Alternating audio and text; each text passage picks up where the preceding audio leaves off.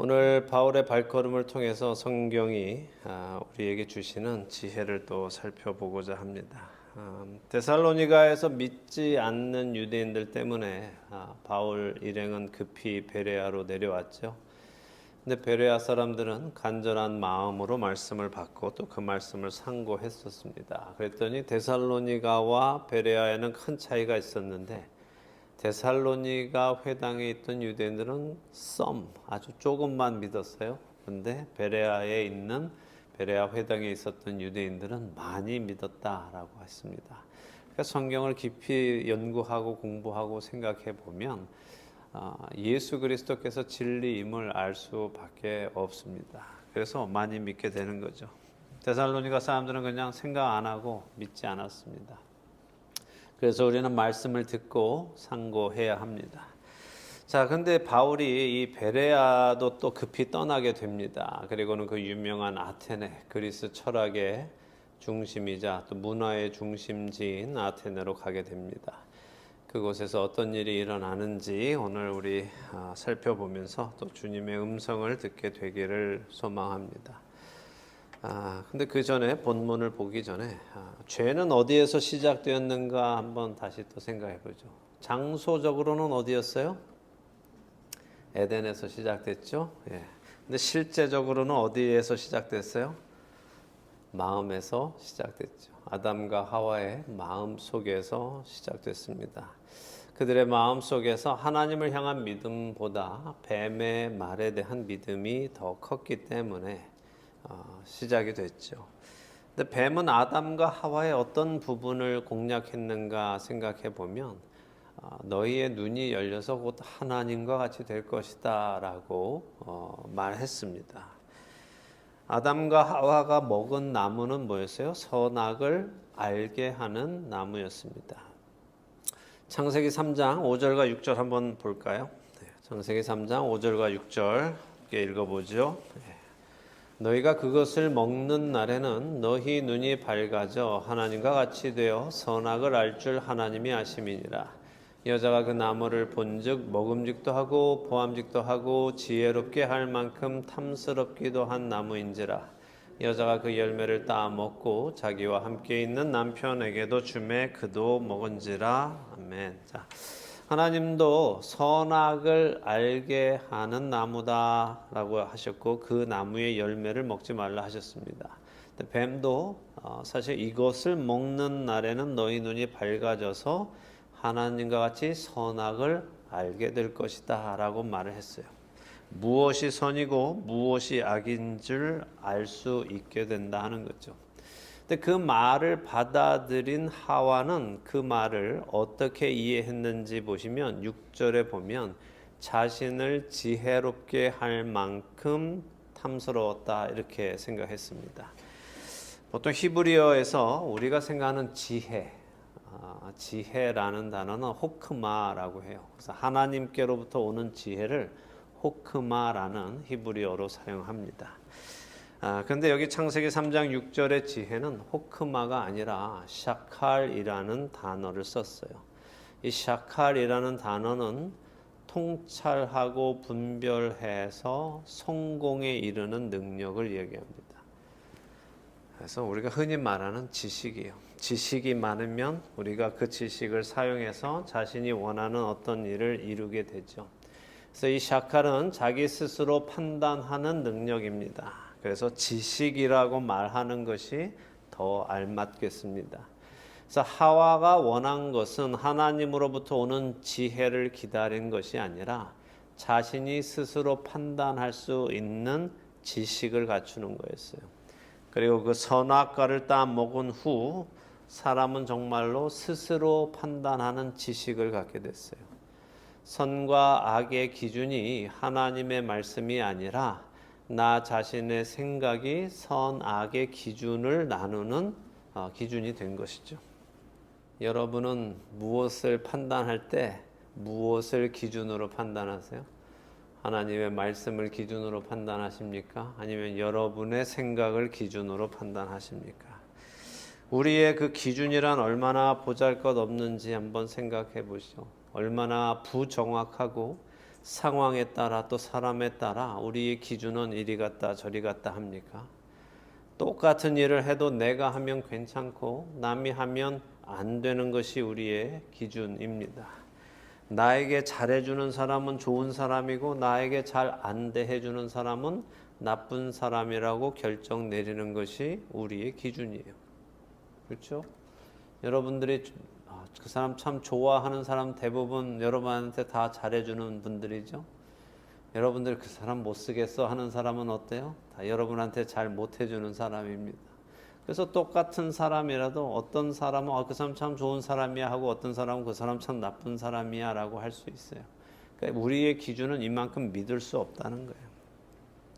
아담과 하와가 선악을 알게 하는 나무의 열매를 따먹은 후에 인간에게 생겨난 것이 바로 이것입니다. 내가 하나님이 되어서 모든 것을 판단하는 자리에 앉게 된 것, 이것이 선악과를 따먹은 결과입니다. 그래서 구원을 받는다는 것, 다시 말해 하나님의 백성이 된다는 것은 이제 내가 결정하던 그 자리에서 내려와서 하나님의 결정을 따르는 사람이 된다 하는 의미예요. 구원이라는 게 그냥 천국 가는 게 아니고 지옥 안 가고 천국 가는 게 아니라 나의 결정권을 내려놓고 나의 기준을 내려놓고 하나님의 기준을 따르는 사람이 되었다 하는 것입니다. 그래서 구원받는 게 어려운 거예요. 구원을 받으려면 자기를 부인해야 하기 때문이죠. 자기 십자가를 지고 예수님을 따라야 합니다. 오늘 우리는 이 당시 철학의 중심지 또 최고의 문화를 가지고 있었던 아테네에 복음이 전해질 때 어떤 반응이 나타나는지를 보고 우리에게 주시는 주님의 음성을 듣고자 합니다. 이제 사도행전 17장으로 가셔서 13절에서 먼저 21절을 읽겠습니다.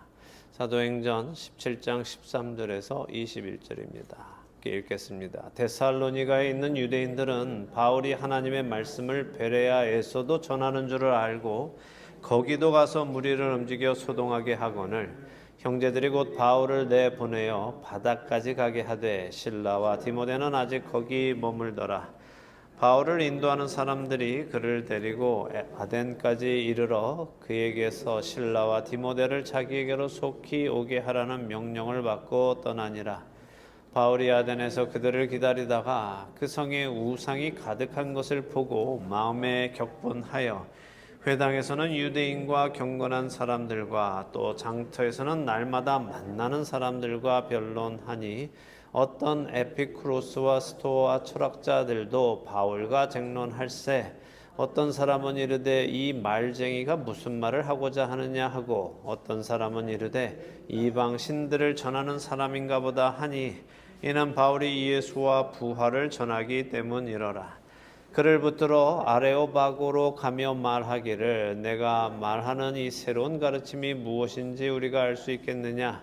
내가 어떤 이상한 것을 우리 귀에 들려주니 그 무슨 뜻인지 알고자 하노라 하니 모든 아덴 사람과 거기서 나그네 된 외국인들이 가장 새로운 것을 말하고 듣는 것 이외에는 달리 시간을 쓰지 않음이더라. 아멘.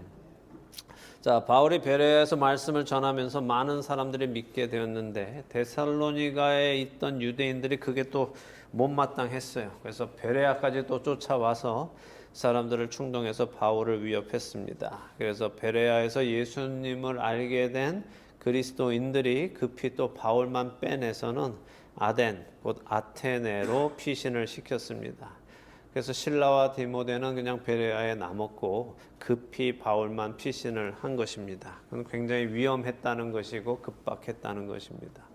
아테네에 도착한 바울은 이제 자기를 아테네까지 데려다 준 그 형제들에게 얼른 가서 이제 실라와 디모데도 여기 아테네로 보내주세요라고 요청을 했습니다. 그래서 그들이 또 급히 돌아갔습니다. 이렇게 해서 지금 아테네에는 바울 혼자 남게 된 겁니다. 아테네 말씀드린 것처럼 고대 그리스 헬라의 수도였고 문화와 철학의 중심지죠. 누구나 다 아는 소크라테스, 플라톤 이런 사람들이 다 여기 아테네에서 태어났어요. 그리고 아리스토텔레스, 에피쿠로스, 제논과 같은 당대의 철학자들이 다 이 아테네로 와서 여기를 제2의 고향으로 삼고 여기서 활동을 했습니다. 이처럼 당대 최고의 철학자들이 그곳에서 태어났거나 그곳으로 이주해서 철학을 했기 때문에 아테네는 최고의 지성인들이 모이는 곳이다 하는 자부심이 있었습니다. 사도행전 당시 헬라는 비록 로마에 의해서 멸망을 당했고 정복을 당했지만 여전히 이 아테네만은 자치권을 가지고 있었고 로마의 세금도 내지 않은 특권을 배려받았습니다. 그만큼 로마가 아테네를 인정해 준 거죠. 왜냐하면 워낙 대단하게 그 지중해 주변을 완전히 장악했던 나라였고 지금도 수많은 사람이 바로 그 그리스, 지금이 아니라 당시 사도행전 당시에 수많은 사람들이 헬라어를 사용했고 성경도 헬라어로 쓰일 만큼 그만큼 많은 문화가 퍼져 있었기 때문에 비록 로마가 그 헬라를 무찌르고 세계를 정복했다 하더라도 자신들의 언어인 라틴어를 사용하지 않고 헬라가 사용하던 그 헬라어를 그리스가 사용하던 헬라어를 계속해서 사용할 만큼 인정을 해주고 있던 장소란 말이죠. 그러니까 비록 그들의 나라는 없어졌다 하더라도 아테네 사람들의 그 자신들의 그 자부심은 여전히 대단했습니다. 자, 근데 또 이 아테네 사람들이 마음이 넓어요. 그래서 새로운 신이 소개되면 그 신을 위해서 신전을 만드는 게 또 생활화되어 있었습니다. 그래서 아테네에는 신전이 정말 많았고 지금도 가보면 그렇게 많은 신전들의 자리가 남아 있습니다. 그래서 바울이 그 많은 신전들과 우상들을 보고는 마음이 어떻게 됐어요? 격분하게 됐다는 거예요. 그래서 17절에 보니 회당을 찾아가서는 유대인들과 경건한 사람들, 곧 유대교로 개종한 헬라인들하고 변론을 했고 장터에서는 그냥 만나는 사람들하고 또 다 변론을 했고 그 중에는 또 철학자들이 있었는데 그들과도 변론을 했다는 거예요. 유대인들과는 무엇을 변론했을까요? 회당에 가서는 그 사람들이 그 아테네에 있는 여러 신을 믿지는 않았을 거고 그들은 여전히 하나님을 믿었을 텐데 거기 가서는 뭐를 변론했을까요? 물론 예수 그리스도께서 하나님의 메시아이시다 그걸 변론했겠지만 또 동시에 이 동네에 이렇게 많은 신전들이 있는데 어떻게 유일하신 참되신 여호와 하나님을 전하지 않느냐라고 또 혼돈했을 것 같아요. 왜냐하면 지금 바울의 마음이 굉장히 격분해 있는 상태이기 때문에 그렇습니다. 또 장터에서 만나는 사람들에게는 우상은 아무것도 아니다. 이거 다 만든 사람이 손으로 만든 거다라고 얘기했겠죠. 그리고 만들어지지 않는 참되신 신 여호와 하나님에 대해서 변론을 했을 겁니다. 또 철학자들과는 무엇을 변론했을까요? 철학자들의 관심은 사실은 지혜에 있었고 지식에 있었죠. 그래서 그들과는 참된 지혜가 무엇인지 변론했을 것입니다. 18절에 보니까 당시 큰 줄기를 이루고 있었던 두 개의 철학 학파가 언급이 되는데 하나는 에피큐로스 학파이고 또 하나는 스토아 학파입니다. 에피큐로스 학파는 인생의 주된 목표가 쾌락이에요. 사람이 살아가는 이유가 쾌락을 위해서 살아갑니다. 이들은 쾌락이 고통과 또 어려움과 죽음 이런 염려에 대해서 다 이겨낼 수 있는 게 바로 쾌락이다라고 생각했어요. 그래서 쾌락을 받으면 마음의 평온이 온다라고 생각했습니다. 그래서 언제 죽을지 모르니 마시고 즐기자 하는 것이 그들의 철학이었습니다.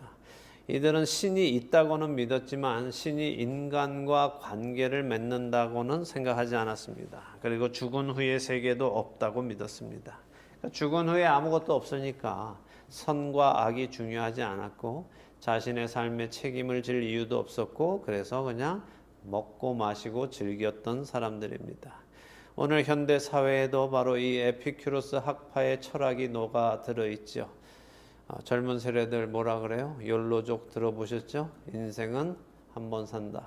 이 only live once 해서 한 번 사니까 완전히 즐기다가 나중에 후회하지 말고 가자 하는 게 요즘 사람들의 가치관입니다. 하나님이 있든 없든 자신의 삶에 관계하지 않고 자신의 삶에 책임지지도 하나님이 내 삶에 관계하지 않는다라고 생각하는 사람들이 오늘날에도 있습니다.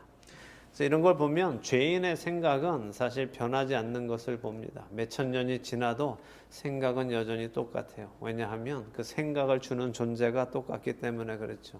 걔는 변하지 않아요. 에덴에서부터 지금까지도 걔는 늘 똑같은 생각 줍니다.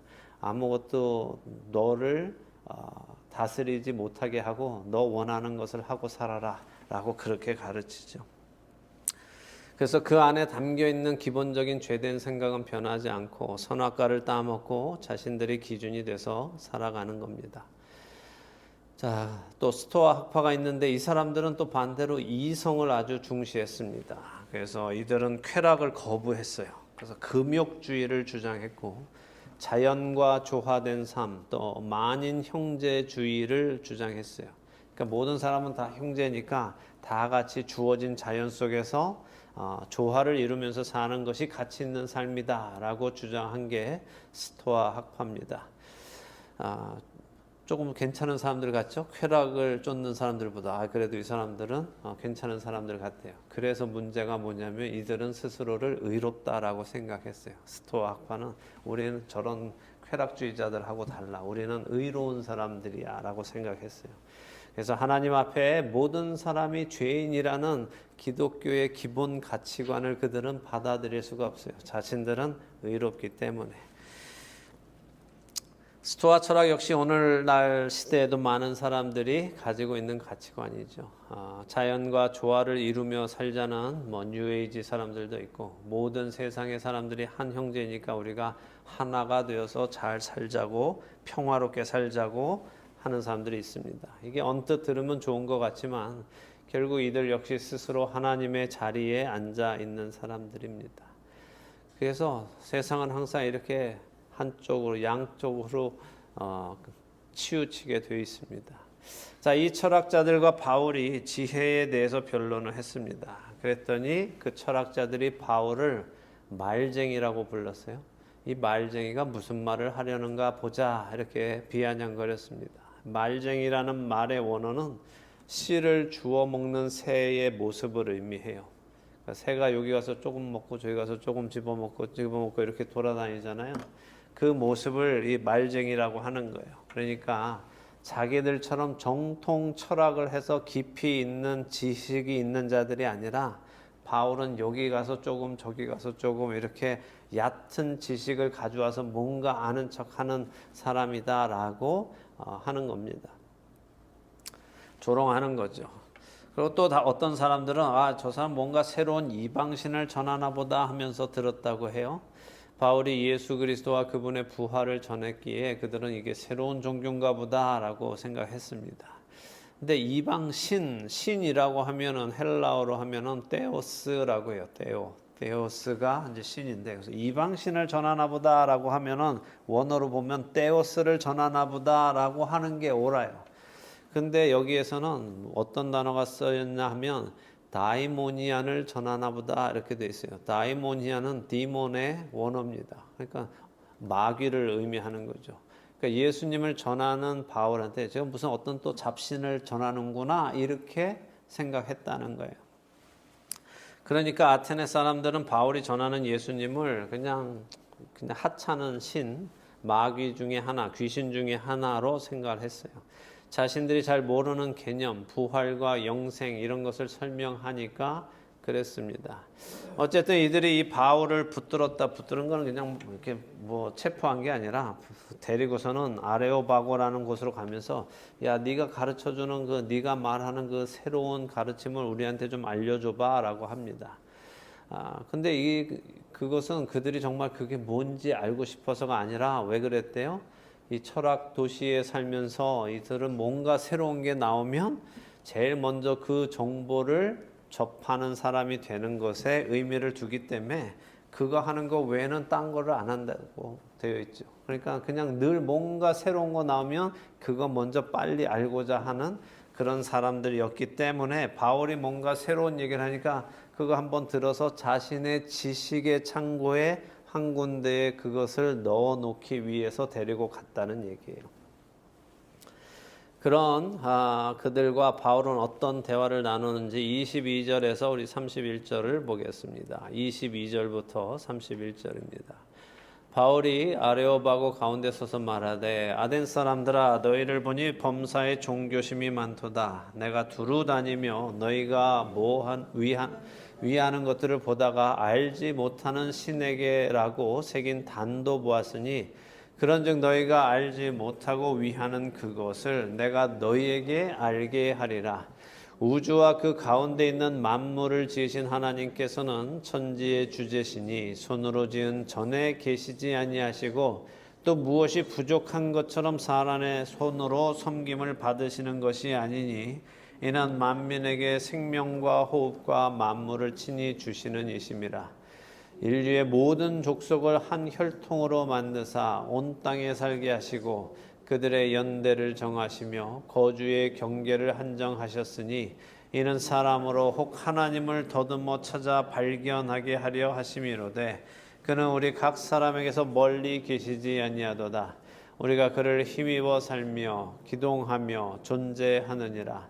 너희 시인 중 어떤 사람들의 말과 같이 우리가 그의 소생이라 하니 이와 같이 하나님의 소생이 되었은즉 하나님을 금이나 은이나 돌에다 사람의 기술과 공안으로 새긴 것들과 같이 여길 것이 아니니라.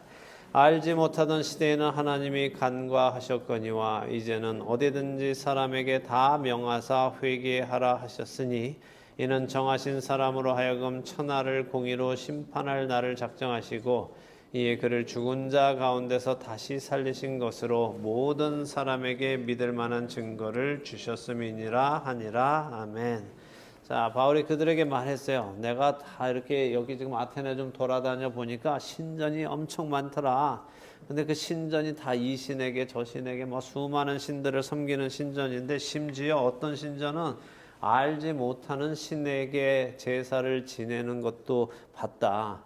내가 보니까 니네들 정말 종교심이 대단하구나. 그렇게 얘기를 하는 거예요. 자, 그런데 내가 본 너희가 알지 못하는 그 신이라는 신에 대해서 내가 설명을 해줄게 하면서 하나님을 알려줍니다. 바울이 알려주는 하나님은 어떤 분이세요? 우주와 그 가운데 있는 모든 것을 창조하신 하나님이다라고 설명합니다. 근데 이 말이 그들에게 어떻게 들렸을까요? 하나님이라는 분이 계셔, 여호와 하나님이라는 분이 계신데 이분이 우주와 우주 가운데 있는 모든 만물을 창조하신 분이야 라고 설명했을 때 아테네 사람들은 그 말을 듣고 어떤 느낌이 들었을까요? 아테네는 뭐의 수도라고요? 옛날에 그리스의 수도예요. 그래서 그들이 가지고 있는 신관, 그 신은 어떤 신이었어요? 여러분도 잘 아시는 그리스 신화를 가지고 있었죠. 그리스 신화는 처음에 아무것도 없는, 요즘에 빅뱅하고 거의 같습니다. 아무것도 없었는데 카오스라는 신이 나타났고 그 후에 가이아라는 대지의 신이 나타났고 에로스라는 사랑의 신이 나타났고 타르타로스라는 무적행의 신이 나타났고 대지의 신인 가이아가 하늘의 신인 우라노스라는 그 신을 낳았고 하늘의 신과 땅의 신이 결합해서 12신을 낳았고 이렇게 신들이 신을 낳고 막 해요. 그래서 그리스 신화의 족보를 보면 저희 집 족보보다 복잡한 것 같아요. 그들이 가지고 있는 신화는 사실 다 들여다보면 읽어보면 인간 그 드라마하고 막장 드라마하고 별로 다르지 않습니다. 신들이 서로 사랑하고 질투하고 다투고 싸우고 죽이고 인간 세상하고 별 다르지 않아요. 인간하고 비슷한데 그리스 신화의 신들은 하는 일이 인간하고 비슷한데 그냥 신적인 능력이 있을 뿐입니다. 혼자서는 다 다스리지도 못하고 신들이 다 분할 구역이 있죠. 하늘의 신이 있고 땅의 신이 있고 바다의 신이 있고 뭐 강의 신이 있고 뭐 천둥의 신이 있고 비의 신이 있고 해의 신이 있고 다 다릅니다. 그러니까 신들이 다 분할로 이제 작업을 해요. 사람과 별로 다르지 않죠. 근데 참되고 유일하신 신 하나님은 어때요? 모든 것을 창조하시고 모든 것을 홀로 다스리신다라고 바울이 얘기하는 거예요. 그래서 그분이 거룩하신 거예요. 세상과 다르신 거예요. 그리스 신화의 신들은 거룩하지 않아요. 왜냐하면 우리와 생각하는 게 똑같아요. 그래서 그 신들은 거룩하지 않습니다. 거룩이 뭐예요? 구별된 거잖아요. 우리와 다른 거예요. 하나님은 우리와 다르세요. 그분의 생각은 우리와 다르십니다. 그분의 계획은 우리와 다르죠. 그럼 왜 그리스 신화의 신들은 우리와 생각하는 게 똑같을까요? 하는 짓이 왜 우리와 똑같을까요? 우리가 만들어서 그래요. 그 신화를 우리가 만들었기 때문에 그 신화 속에 들어있는 내용이 사람과 똑같은 거예요. 흡사한 거죠. 저자의 생각을 넘어갈 수가 없는 겁니다. 근데 하나님의 성품은 우리와 다르시기 때문에 우리의 생각으로는 나오지 않는 거룩함을 가지고 계신 분이기 때문에 그래서 진짜예요. 성경을 읽어보시면 여러분 어떠세요? 여러분의 머릿속에 나오는 이야기들이 거기에 나옵니까? 그 안에 있는 인간들의 모습은 우리와 별반 다르지 않지만 성경 안에 인물들의 이야기를 그들을 대하는 하나님의 방식은 우리의 생각하고는 우리의 평소의 느낌하고는 전혀 다른 방식으로 일하시는 것을 알 수 있죠. 우리 같으면 벌써 세상을 심판해도 몇 번을 했을 것이고 죽였어도 얼마나 많은 사람들을 죽였겠습니까? 그러나 그 우리의 알고 있는 성경의 하나님은 그런 분이 아니시라는 것을 우리 알 수 있죠. 그분의 생각과 우리의 생각은 다르고 그분의 계획과 우리의 계획은 다릅니다. 바울은 계속해서 하나님이 그들의 생각과 전혀 다른 분임을 설명합니다. 천지의 주제이시기 때문에 저렇게 사람들이 만든 신전에 거하지도 않고 무엇이 부족한 것처럼 사람들이 바치는 음식이나 제물을 받아 먹고 섬김을 받는 신이 아니다 하는 거예요.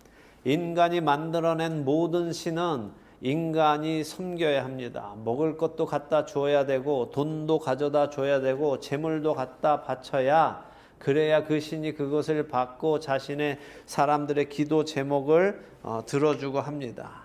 이것이 인간이 만들어낸 종교의 한계예요.